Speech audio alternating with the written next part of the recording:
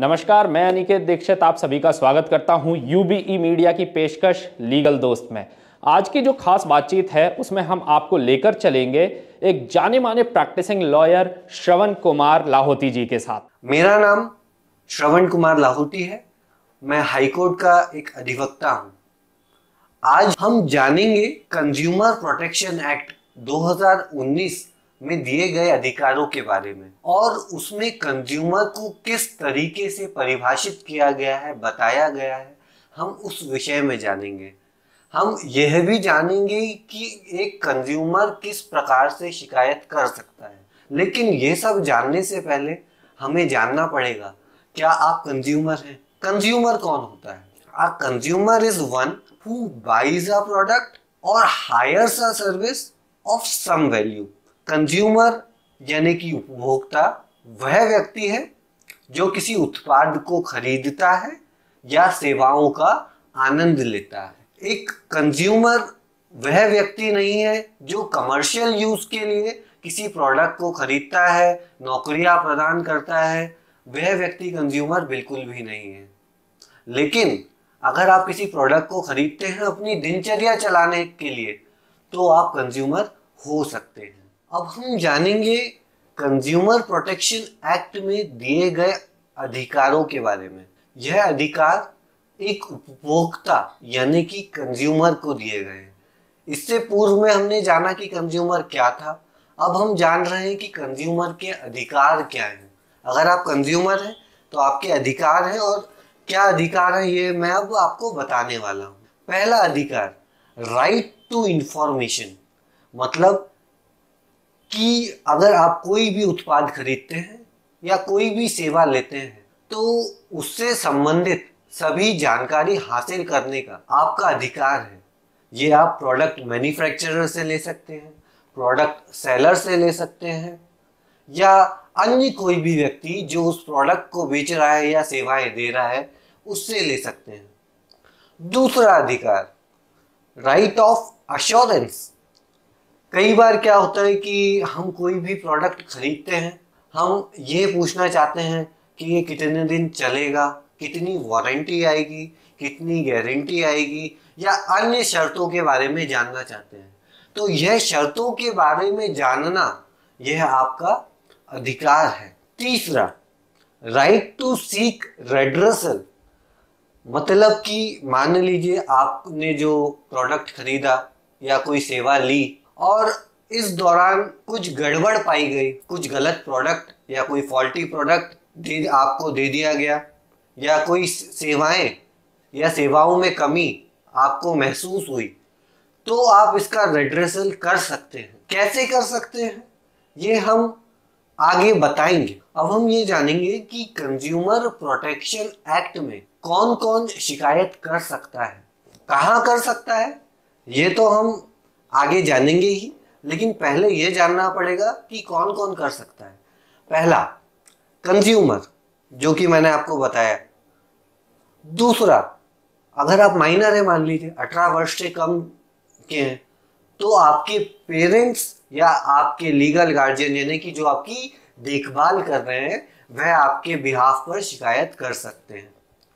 तीसरा, कोई भी ऑर्गेनाइजेशन या एसोसिएशन जो कंज्यूमर से रिलेटेड मुद्दों को उठाता है वह भी शिकायत कर सकता है। चौथा, कई बार एक रिप्रेजेंटेटिव यानी कि जब 10-12 लोगों को या और अनेक एक या एक से अनेक लोगों को एक जैसी शिकायत होती है तो वह मिलकर भी कंज्यूमर की जो अथॉरिटी है उससे शिकायत कर सकते हैं। अथॉरिटी क्या है ये अभी हम आगे जानेंगे। और अगर मान लीजिए कंज्यूमर की डेथ हो गई है, ऐसे भी केसेस आते हैं जब कंज्यूमर की डेथ हो जाती है, तो क्या शिकायत नहीं कर सकता? कंज्यूमर कर सकता है।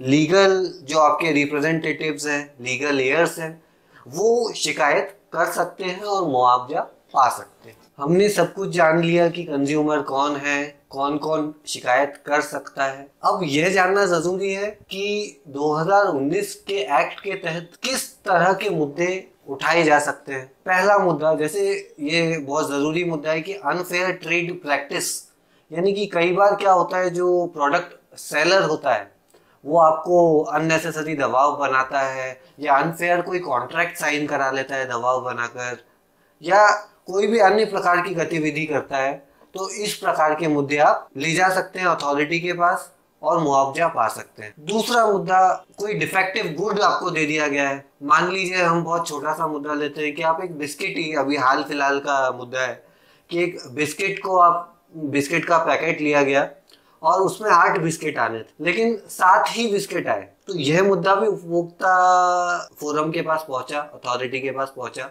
और उन्होंने मुआवजा दिया कि एक बिस्किट कर जो सेलर है, मैन्युफैक्चरर है, वो कितना फायदा अपने आप को पहुंचा रहा है। मान लीजिए कि आपने कोई सेवा ली है और वो डेफिशिएंट है। उदाहरण के तौर पर आपने एक ओला कैब बुक करी, आप बैठे, कैब वाले ने आपको रास्ते में ही उतार दिया, बिल पूरा लिया, ये एक डेफिशिएंट सर्विस। तो इस तरह के मुद्दे आप उपभोक्ता फोरम के समक्ष ले जा सकते हैं, अथॉरिटी की समक्ष ले जा सकते हैं। इसके बाद हजार्डियस प्रोडक्ट, यानी कि हानिकारक कोई उत्पाद है, वो आपको दे दिया गया है। मान लीजिए बिस्किट का ही उदाहरण देते हैं, बिस्किट आपको दिया गया और बिस्किट में कोई जहरीला उत्पाद है, आपने खा लिया, कंज्यूमर की डेथ हो गई, कंज्यूमर बीमार पड़ गया या कुछ भी हो गया, तो इस तरह के मुद्दे भी आप ले जा सकते हैं अथॉरिटी के समक्ष। अथॉरिटी क्या है ये अभी हम आगे जानेंगे। इसके अतिरिक्त मान लीजिए आप कोई प्रोडक्ट लेते हैं, मान लीजिए बिस्किट ही, वो 5 रुपए का बिस्किट है, अगर सेलर बोल रहा है मैं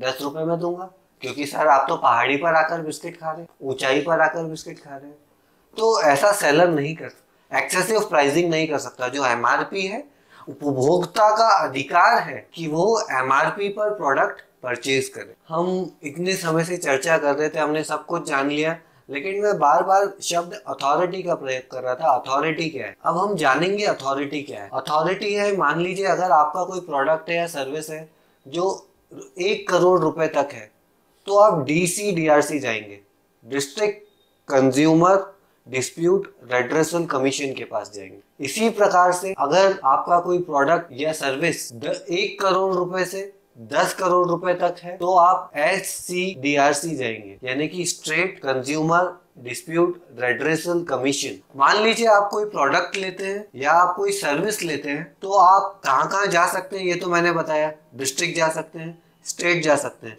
लेकिन मान लीजिए आपका प्रोडक्ट 10 करोड़ रुपए से भी ज्यादा का है, तो आप NCDRC जा सकते हैं। इस प्रकार से आप इन मुद्दों के लिए जो मैंने बताया, इन अथॉरिटीज जो मैंने अभी चर्चा करी, आप अपना प्रोडक्ट या सर्विसेज से रिलेटेड जो भी शिकायत है उसे रिजॉल्व करा सकते हैं। इसके अतिरिक्त आप कोई अन्य जानकारी के लिए consumerhelpline.gov.in वेबसाइट पर जाकर अतिरिक्त जानकारी प्राप्त कर सकते हैं व अन्य अधिकारी के बारे में जान सकते हैं। तो आशा करते हैं आपको ये वीडियो पसंद आया हो और ये बातचीत आपको अच्छी लगी हो। यदि आपको हमारा ये वीडियो पसंद हो तो हमारे वीडियो को लाइक करें, चैनल को सब्सक्राइब करें और बेल आइकन को दबाना ना भूलें, जिससे आगे आने वाले नोटिफिकेशंस आपको मिलते रहें। तब तक के लिए धन्यवाद।